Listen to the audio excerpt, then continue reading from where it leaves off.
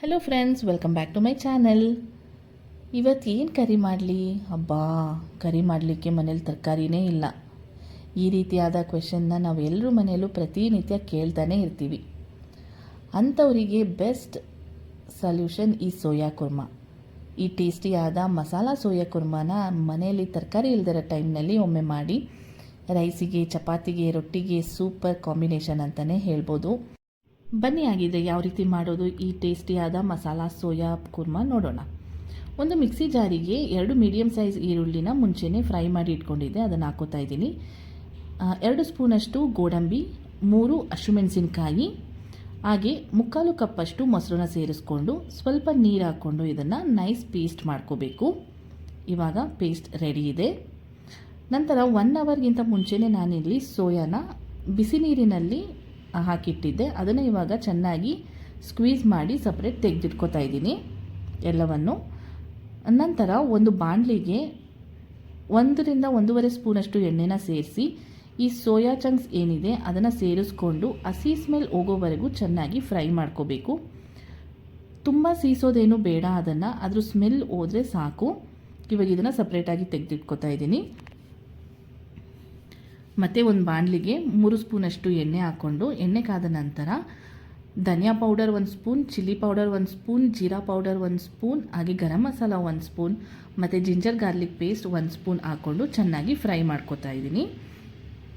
ಈ ಮಸಾಲದು ಹಸಿ ಸ್ಮೆಲ್ ಹೋದ ನಂತರ ಇದಕ್ಕೆ ಸ್ವಲ್ಪ ನೀರನ್ನು ಸೇರಿಸಿ ಎಲ್ಲವನ್ನು ಮಿಕ್ಸ್ ಮಾಡಿ 1-2 ನಿಮಿಷ ಕುದಿಸ್ಕೋಬೇಕು. ನೋಡಿ, ಈ ಥರ ಆಗಿದೆ. ಇವಾಗ ನಾನು ಇದಕ್ಕೆ 2 medium size tomato puree ready ಮಾಡಿ ಇಟ್ಕೊಂಡಿದ್ದೆ, ಅದನ್ನು ಕೂಡ ಈ ಮಿಕ್ಸಿಗೆ ಸೇರಿಸ್ಕೊತಾ ಇದ್ದೀನಿ. ಇವೆಲ್ಲವನ್ನು ಚೆನ್ನಾಗಿ ಮಿಕ್ಸ್ ಮಾಡಿ ಕುದಿಲಿಕ್ಕೆ ಬಿಡೋಣ. ನೋಡಿ, ಇವಾಗ ಟೊಮ್ಯಾಟೊ ಪ್ಯೂರಿ ಸೇರಿದ ಮೇಲೆ ಈ ರೀತಿ ಆಗಿದೆ, ಎಣ್ಣೆ ಮೇಲೆ ಬಿಟ್ಕೊಂಡಿದೆ. ಈ ಟೈಮ್ನಲ್ಲಿ ನಾವೇನು ಪೇಸ್ಟ್ ರೆಡಿ ಮಾಡಿ ಇಟ್ಕೊಂಡಿದ್ವಿ, ಈರುಳ್ಳಿ ಮತ್ತು ಗೋಡಂಬಿ ಪೇಸ್ಟ್, ಅದನ್ನು ನಾನು ಇದಕ್ಕೆ ಸೇರಿಸ್ಕೊತಾ ಇದ್ದೀನಿ. ಇದನ್ನು ಸೇರಿಸಿ ಚೆನ್ನಾಗಿ ಮಿಕ್ಸ್ ಮಾಡಿ ಇದನ್ನು ಕೂಡ 1-2 ನಿಮಿಷಗಳ ಕಾಲ ಬೇಯಲಿಕ್ಕೆ ಬಿಡಬೇಕು. ಈ ಮಿಶ್ರಣ ಏನಿದೆ ಇದು ಚೆನ್ನಾಗಿ ಮಿಕ್ಸ್ ಕೊಟ್ಟು ಈ ಟೈಮ್ನಲ್ಲಿ ರುಚಿಗೆ ತಕ್ಕಷ್ಟು ಉಪ್ಪನ್ನು ಹಾಕಿ ಎಲ್ಲವನ್ನು ಮತ್ತೊಮ್ಮೆ ಮಿಕ್ಸ್ ಮಾಡಿ ಇದನ್ನು ಬೇಯಲಿಕ್ಕೆ ಬಿಡೋಣ. ಒಂದು 4 ರಿಂದ 5 ನಿಮಿಷಗಳ ಕಾಲ ಈ ಮಸಾಲ ಚೆನ್ನಾಗಿ ಬೇಯಬೇಕಾಗತ್ತೆ. ಈಗ ನೋಡಿ, ಮಸಾಲ ಚೆನ್ನಾಗಿ ಬೆಂದಿದೆ. ಈ ಟೈಮ್ನಲ್ಲಿ ನಾನು ಏನು ಸಪ್ರೇಟ್ ಸೋಯಾನ ಸ್ಕ್ವೀಸ್ ಮಾಡಿ ತೆಗೆದಿಟ್ಕೊಂಡಿದ್ದೆ ಆ ಸೋಯಾನ ಸೇರಿಸ್ಕೊತಾ ಇದ್ದೀನಿ. ಸೋಯಾನ ಸೇರಿಸಿ ಇದನ್ನು ಕೂಡ ಬೇಯಲಿಕ್ಕೆ ಬಿಡಬೇಕು. ಈ ಟೈಮ್ನಲ್ಲಿ ಸ್ವಲ್ಪ ನೀರನ್ನು ಸೇರಿಸ್ಕೊಂಡು ಚೆನ್ನಾಗಿ ಒಂದು ಮಿಕ್ಸ್ ಕೊಟ್ಟು ಬೇಯಲಿಕ್ಕೆ ಬಿಡ್ತಾ ಇದ್ದೀನಿ. ಒಂದು 2 ರಿಂದ 3 ನಿಮಿಷ ಮಿಕ್ಸ್ ಕೊಟ್ಟು ಬೇಯಲಿಕ್ಕೆ ಬಿಟ್ಟರೆ ಸಾಕು. ಈ ಟೈಮ್ನಲ್ಲಿ ಸ್ವಲ್ಪ ಕೊತ್ತಂಬರಿ ಸೊಪ್ಪನ್ನು ಸೇರಿಸ್ಕೊಂಡು ಮಿಕ್ಸ್ ಕೊಟ್ಟರೆ ಟೇಸ್ಟಿಯಾದ ಮಸಾಲ ಸೋಯಾ ಕುರ್ಮಾ ರೆಡಿ.